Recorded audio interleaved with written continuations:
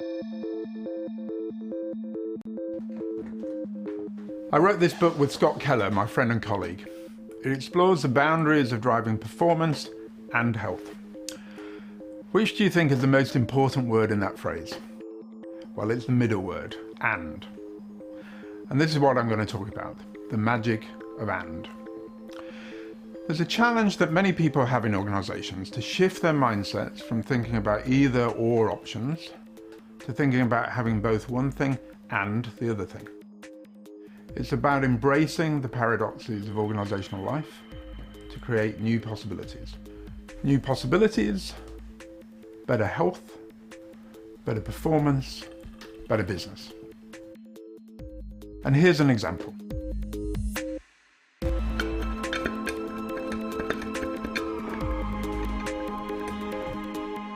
Think about the apparent choice between speed and stability. Running the kind of company that responds fast, makes quick decisions, and has a high corporate metabolic rate. Or leading a stable organization that makes considered decisions. Look at the spinning plate. It's stable when it reaches a critical speed. Too slow and it falls off, too fast and it spins out of control. Get it right and, well, it works perfectly. We have speed and stability. This is where we want to be as leaders, the perfect spinners of plates. To achieve that, leaders need to think differently and lead differently. I'd like to share with you my experience of leaders and leadership. Over my career working with hundreds of leaders around the world, I've seen again and again that the way you lead is intrinsically bound up in the way that you think. To make this memorable and, dare I say, simple, I've categorized thinking and leading as being on 4 levels. You might recognize yourself at any stage at any time, but let's start at level 1. The most basic model of thinking is either or thinking. If you've got kids, you know what that's like. It's about the way we choose to cooperate or not. Either I win or I lose, and if I don't win, then I don't want anyone else to win either. In this instance, if I don't get everyone to agree to invest in my project, then I'll make sure that no one gets any money to invest in any of their ideas. The way we think determines our choices. How we choose to problem solve. Are you after clarity? Either or thinking brings great clarity.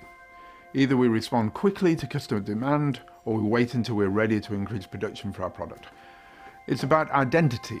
We do it my way or the highway. I'm in charge, so this is what we're going to do. The subtext is, I am better than you. There's no room for compromise. You can imagine the business now, can't you? There is the boss and the rest. There is an adversarial atmosphere at work, and most people are too unwilling or unhappy to speak up and challenge the status quo. But let me be clear, it can work really well. If the proverbial house is on fire, then clear thinking is required. Get out now. If the business is in a crisis, people need clear direction, and level 1 thinking can help you act with the urgency that you need. However, most of the time, level 1 thinking isn't enough. In reality, you are absolving yourself of the leadership challenge. You're leading, but in a very uncompromising way that won't deliver great performance or progress. Your staff are frankly likely to be dismissive of you and do what you say even when they think you're wrong. They might not bother to share their knowledge with you. They've probably given up. This style of leadership requires huge amounts of energy and muscle just to batter on, without the real support of a loyal and energized team. The first question on the mind of a level 1 leader always starts with what? What are my choices? What do I do about this? Option A or option B? I hope you don't recognize yourselves here too often. So that's level 1, thinking and leading. Now, let's imagine that we've left that childlike either or thinking behind and are becoming more mature. As we develop and grow as thinkers, we realize that the world is a more complex and sophisticated place. Think about teenagers. We tend to move away from either or thinking to a model of thinking which is more about a continuum, shades of grey rather than black or white. It's about trade-offs and compromises. This is level 2 thinking. and it relates very well to a second level of leadership. Now, imagine that as a leader you're faced with a problem, another one. Your day is full of them. You need to find an answer, and you look to solve the problem by moving along the continuum, those shades of grey. This time you're asking how. How am I going to solve this? Where will I position myself on this continuum between these two apparent choices? For example, when talking to your colleagues about your pet investment project, how will you cooperate as a level 2 leader? This time you're thinking about a trade-off. If you support my investment plans, I might support your key proposal. You're thinking, you're scheming, you're doing deals, you're still at odds with your colleagues. What you're saying is, get out of my way on this investment project and I will keep out of your way on yours. It's all a compromise. It's about saving face. It's okay, it'll work to a degree, but it's not the kind of leadership that's going to achieve great things or great performance. Scott Fitzgerald of Great Gatsby fame said that the test of a first-rate intelligence is the ability to hold two opposed ideas in mind at the same time and still retain the ability to function. This is the ambition of level 3 thinkers and leaders. Two opposed ideas and still able to function as a thinker and as a leader. Level 3 leadership is all about resolving issues. It's my job as a leader not just to choose, but in terms of two opposing tendencies, to try and get them both to work at the same time. Imagine that you're trying to manage business performance across the apparently competing objectives of improving customer service and cutting costs. A level 3 thinker will realize that two things can be achieved at the same time, that there is possibility and opportunity. This is a much more creative way of thinking, but critically, still sees them as opposing choices that pull him or her in different directions. Resolving them is therefore a really big challenge that requires a huge amount of effort. The level 3 leader will say, we want to focus on certain aspects of customer service for some customers, but somehow we'll have to achieve cost savings elsewhere to fund it. This leader will encourage the leadership team to think creatively and come up with a solution. This leader is not in competition with staff and with colleagues around them. This leader knows that if a balance can be struck so that the business can achieve both, improve customer service and reduce costs at the same time, then it's going to be good for the business. The only flaw is thinking that these two ambitions can only be achieved through compromise. Now, welcome to level 4 thinking and leadership. This is where we operate at our best. This is where you finally manage to spin the plate at the right speed to create the right kind of stability to drive maximum performance. You're at level 4 when you dissolve the concept of choice and embrace the concept of paradox. This is as far away from level 1 and win-lose as possible. This is the perfect win-win situation, when two apparently opposing ideas can be embraced. When you stop seeing choice, the graph is transformed, all limitations are removed. The level 4 leader, challenged to improve customer service and cut costs, will say, let's think about this differently.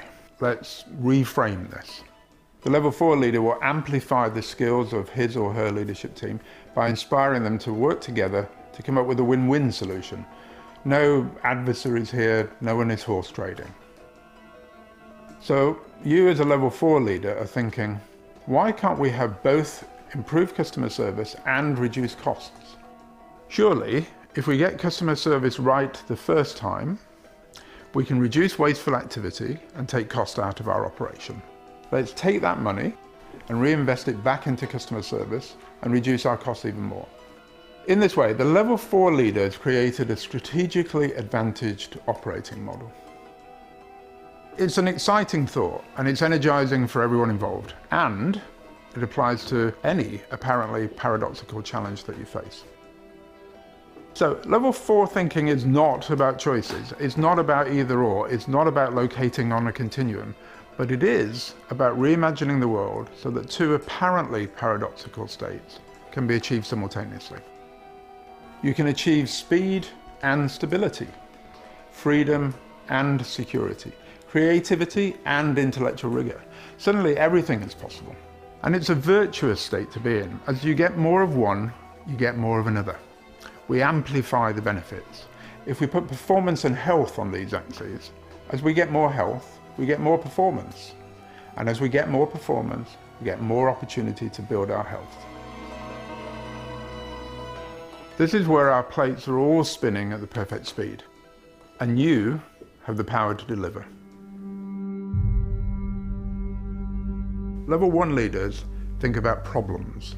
Level 2 leaders think about puzzles to be solved. Level 3 leaders think about polarities.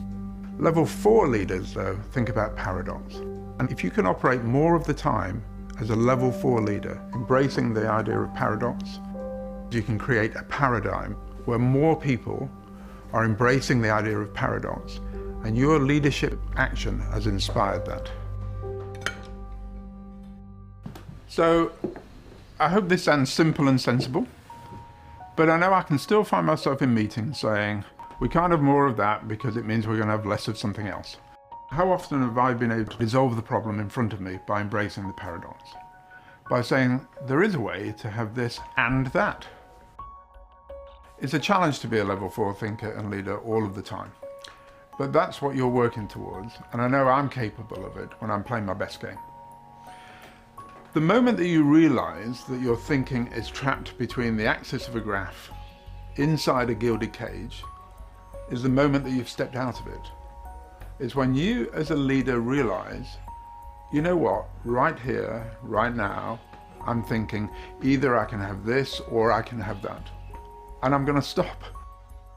In that moment of realization, you transform your thinking and your leadership, and you step into a different place where you're operating in a new world of endless possibilities.